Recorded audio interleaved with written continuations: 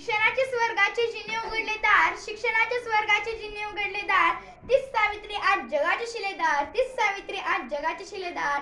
आज 3 जानेवारी क्रांतीज्योती सावित्रीबाई फुले यांच्या जयंतीनिमित्त मी त्यांची यशोगाथा सांगण्यासाठी उभी आहे. क्रांतीज्योती सावित्रीबाई फुले या भारताच्या पहिल्या महिला शिक्षिका व मुख्याध्यापिका होत्या.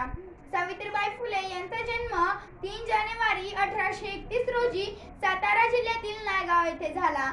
त्यांच्या आईचे नाव लक्ष्मीबाई व वडिलांचे नाव खंडोजी नेवसे पाटील असे होते.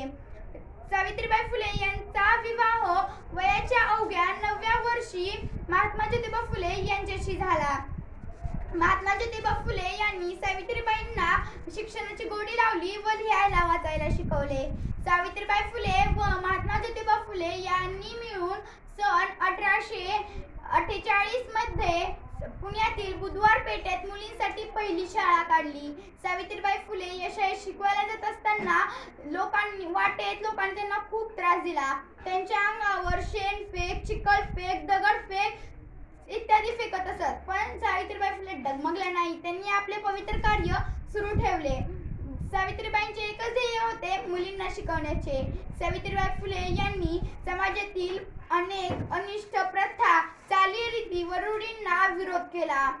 समाजातील बालविवाह, सतीप्रथा, केशवपण इत्यादींना विरोध केला. पण सावित्रीबाई फुले ह्या नेहमी म्हणत असत की स्त्री शिक्षण ही समाजाची गुरुकिल्ली आहे. हा संदेश